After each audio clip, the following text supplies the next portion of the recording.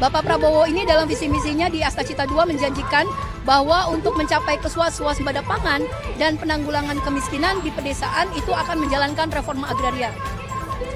Nah, sampai dengan saat ini kita bahkan belum melihat kesungguhan dari kabinet Merah Putih yang dipimpinnya. Peringatan Hari Tani Nasional yang sama, seluruh anggota KPA di berbagai provinsi seperti di Palu, kemudian di Makassar, di Palembang, di Jambi, kemudian di Lampung, di Sika, di berbagai daerah kami melakukan, termasuk di Blitar, Jawa Timur, di Semarang, Jawa Tengah, kita juga melakukan aksi. Jadi sebenarnya ada kurang lebih 25.000 masa aksi yang sekarang sedang memperingati Hari Tani Nasional. Nah, kenapa kami memperingati Hari Tani Nasional? Karena pada tanggal 24 September ini adalah kelahiran Undang-Undang Pokok Agraria 1960. Jadi sudah berumur 65 tahun. Ini adalah benteng terakhir, landasan hukum yang berpihak kepada kaum tani dan kelompok marginal untuk mendapatkan kedaulatannya dan keadilannya atas sumber-sumber agraria, utamanya tanah. Jadi kami ingin mengingatkan kepada pemerintahan Prabowo yang baru berjalan yang sudah berjalan kurang lebih 1 tahun terakhir ini masih belum memperhatikan secara sungguh-sungguh, bahkan banyak sekali terjadi paradoks kebijakan yang sebenarnya kontraproduktif terhadap janji pelaksanaan reforma agraria. Bapak Prabowo ini dalam visi misinya di Astacita 2 menjanjikan bahwa untuk mencapai swasembada pangan dan penanggulangan kemiskinan di pedesaan itu akan menjalankan reforma agraria. Nah, sampai dengan saat ini kita bahkan belum melihat kesungguhan dari kabinet Merah Putih yang dipimpinnya, terutama yang dilakukan oleh Menteri Agraria Tata Ruang, Menteri Kehutanan, Menteri BUMN, Menteri Pertanian, kemudian juga Menteri Desa, Kepala Kantor Staf Presiden, kemudian juga kami sebenarnya juga menghendaki agar ada perhatian Presiden kepada Polri dan TNI, mengingat memang kementerian dan lembaga ini yang seharusnya bertanggung jawab terhadap agenda reforma agraria.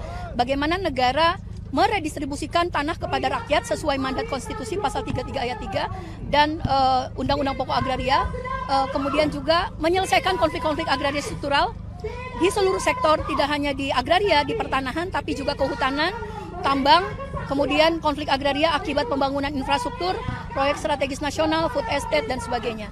Kemudian juga reforma agraria itu untuk mengembangkan perekonomian masyarakat di pedesaan dalam bentuk kawasan produksi yang dimiliki oleh badan-badan usaha milik petani, milik nelayan, dan masyarakat adat. Jadi 3 agenda itu sebenarnya yang kita lihat bahwa ini belum sungguh-sungguh dijalankan.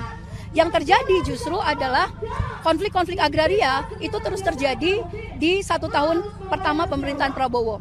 Kalau kita melihat ke belakang, konflik agraria ini juga semakin parah dan terakumulasi. Misalnya di masa pemerintahan Jokowi saja selama 10 tahun terakhir ada 3.200 konflik agraria struktural yang terjadi di seluruh wilayah Indonesia, merata di setiap provinsi. Kemudian juga terjadi banyak perampasan, itu tandanya ada perampasan dan penggusuran tanah masyarakat. Sehingga ada resistensi dari masyarakat untuk mempertahankan tanahnya dan wilayah adatnya. Nah, kemudian juga kita juga masih melihat represivitas aparat. Jadi pada aksi Hari Tani Nasional ini kita juga tidak hanya menyoroti soal Presiden dan kabinetnya yang belum menjalankan reforma agraria, tapi juga cara-cara lama, langgam-langgam lama penanganan konflik agraria dengan pendekatan yang represif, intimidatif, dan melakukan banyak teror, itu masih dilakukan oleh aparat kepolisian. Bahkan ada juga tentara-tentara yang menjadi backing untuk vis-a-vis berhadapan dengan petani di banyak tempat. Jadi memang reformasi Polri, TNI juga harus diarahkan dalam konteks bagaimana menghentikan pelibatan aparat keamanan seperti Polri dan TNI untuk terlibat dalam proses-proses penanganan konflik agraria. Karena pendekatan mereka sangat legalistik, justru rakyat yang dianggap ilegal, petani yang dikriminalisasi, nelayan yang diteror, masyarakat adat yang diteror. Jadi pendekatan-pendekatan itu yang ingin kita pastikan tidak lagi digunakan dalam sisa 4 tahun pemerintahan ke depan. Kemudian kita juga mengkritisi bahwa pimpinan DPR, seluruh komisi, fraksi, itu juga belum sungguh-sungguh ingin menuntaskan konflik-konflik agraria. Jadi selama ini banyak sekali kanal-kanal pengaduan penyelesaian konflik agraria.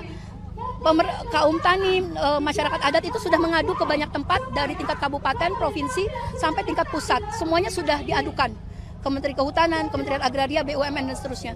Tapi itu tidak dilakukan. Jadi yang kami simpulkan adalah untuk penyelesaian konflik agraria itu banyak kanal pengaduannya, tetapi tidak ada kanal penyelesaiannya.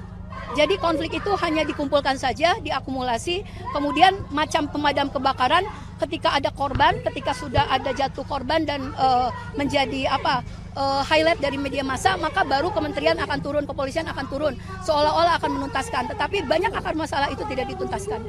Nah, kemudian juga fungsi pengawasan dari DPR.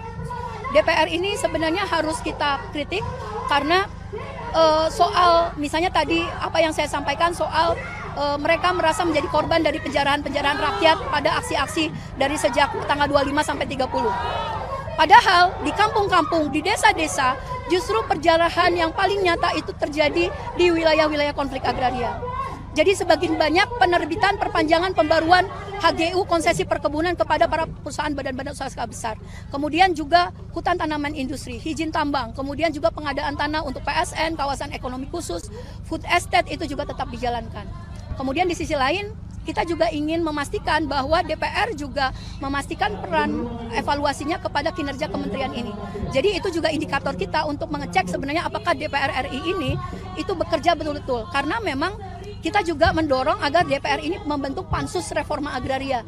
Kenapa harus ada pansus reforma agraria di DPR?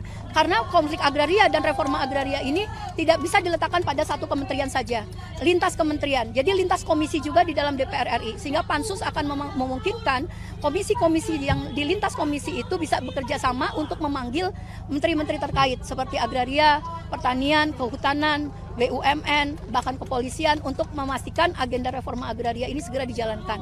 Mungkin itu kawan-kawan semuanya. Mbak, bagaimana RUU reforma agraria? Apakah sudah ada update dari DPR? Ya, sampai dengan saat ini ketika di awal pemerintahan Prabowo termasuk pasca pemerintahan DPR dilantik, kita mengupayakan agar RUU reforma agraria ini masuk.